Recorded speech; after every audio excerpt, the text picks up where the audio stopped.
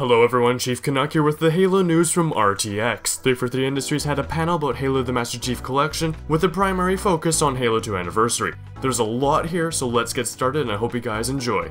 They started off by showing off more of the user interface, so when you go into a game's lobby, the menu will play music from that specific game, and each will have their own background images. So if you go to the Halo 2 lobby, you'll have Halo 2 music playing, and a Halo 2 related background image. For Halo 2 Anniversary, they showed a few custom playlists for the campaign, including Lasso, Legendary All Skulls On, Arbiter's Journey, which just has the RB missions, and similarly Master Chief's Journey, and fan favorites. Next, they showed us some multiplayer playlists and the maps for each playlist. Many playlists are particular to a specific game, so Halo 3 Team will just have Halo 3 maps.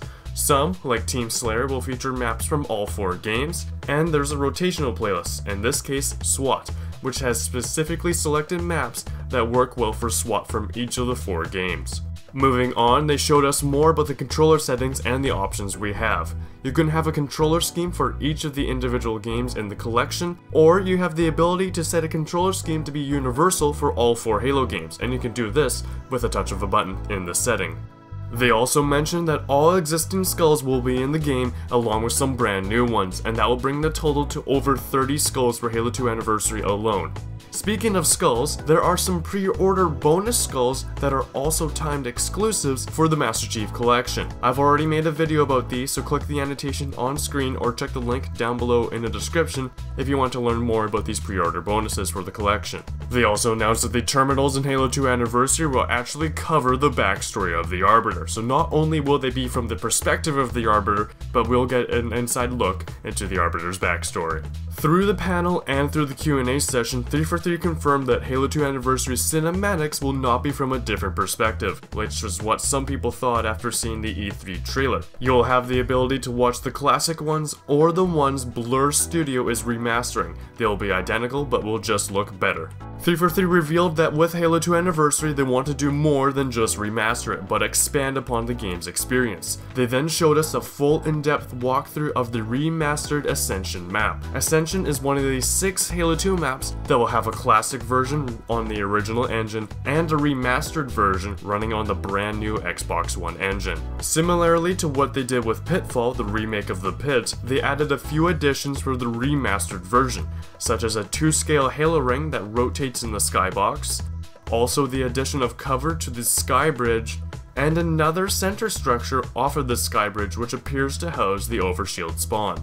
They also added a new dynamic element to the map where players can activate a dome energy shield in the middle via 3 different switches on the map. This dome energy shield can reflect grenades and bullets but allow for players to pass through, and they fittingly nicknamed it the Thunderdome. After the walkthrough, the panel began to talk about Halo 2 Anniversary Sandbox and how they were going to treat this like a director's cut, adding things that they've always wanted to but couldn't do in the past. First off, they listed a few returning game types such as CTF including single flag, Assault including multi, single, and neutral bomb, Territories, and Juggernaut. As for the new game types, they listed Ricochet, Race, SWAT, and Infection, which will have a more of an old school feel, and many more. Further expanding upon this sandbox, they added the Assault Rifle to Halo 2, yes, which can actually be found on the Remastered Ascension Map during their walkthrough, the Silenced SMG, Speed Boost, and the Mongoose. They also mentioned some weapon tuning to the Magnum which improved the damage for both single and dual wield. And they also unveiled a brand new Mongoose called the Gungoose, a mongoose with guns, yes, which will also have its own unique game type called Gungoose CTF. So finally, the vehicle that I've nicknamed the Coffin with Wheels can finally shoot back. I can't wait to just get a flock of gun geese and drive around and try out this Gungoose CTF. It's gonna be a lot of fun. They also mentioned that additional vehicles will be announced at a later date. I have no idea what the heck they're gonna come up with, but it should be fun.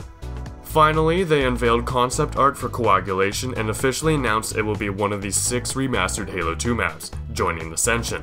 Ascension and Coagulation are the only 2 that have been officially confirmed and officially announced, but immediately after E3, Frank O'Connor mentioned over on NeoGAF, Lockout and Zanzibar, so I guess we'll have to wait for future conventions to get official confirmation. Now this means that there are still 2 unknown maps out of the 6, so what do you guys think those 2 will be? Now from the Q&A session, the following tidbits were mentioned. Button combos will work in Halo 2's classic multiplayer, but not on its anniversary multiplayer. There will also be no Forge item crossover, so you can't place a Halo 2 sandbox item into Halo 3 or Halo 4, and vice versa. And there may be some achievements based off of Halo 2's Easter egg, which still exist in Halo 2 Anniversary. I can't wait to go find the scarab gun and the soccer ball, it's gonna be a lot of fun. Theater mode will exist where it existed before, so Halo 3 and Halo 4. Gamescom will reveal details about Spartan appearance and customization across these games, as we've all had different Spartans over the years from Halo Combat Evolved to Halo 4. It's gonna be interesting to see how they handle that. Also, they have no Forge details yet, but expect to hear them at Comic-Con or Gamescom. To end the panel, they showed a trailer for the new Halo 2 terminals. It begins with Master Chief signing in, and the terminal states it's about the Arbiter, and the info was compiled by Lieutenant Commander Jameson Locke. I'm assuming this is Agent Locke. The trailer ends with the Arbiter saying, "How well do you know your friend, human? And what would you call me if you've learned the truth of what I have done?" Wow, I can actually do the Arbiter voice when I'm starting to lose my own voice. And for a fraction of a second immediately after he says this, literally a single frame is shown, which could be easy to miss without video editing software. And this image is shown, which shows like a helmet and people falling from space. We all know the Arbiter didn't achieve such a high rank by just sitting around. He was an enemy prior to Halo 2, and many died by his hand.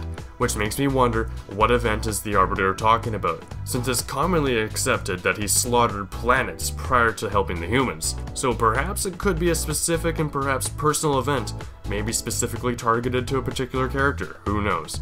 There you guys have it, that's the recap of the Halo panel from this year's RTX. If you want to watch the 10-minute walkthrough of Ascension, or the entire terminal trailer, click the annotations on screen or the links down below in the description. Hope you guys enjoyed the video. If you did, thumbs up are always appreciated. Make sure you follow me on Twitter at Chief Canuck and subscribe for more. My name's Chief and I'm signing out, and I'm gonna go find my voice because this is freaking me out. I hope you guys enjoyed the video. I'm signing out.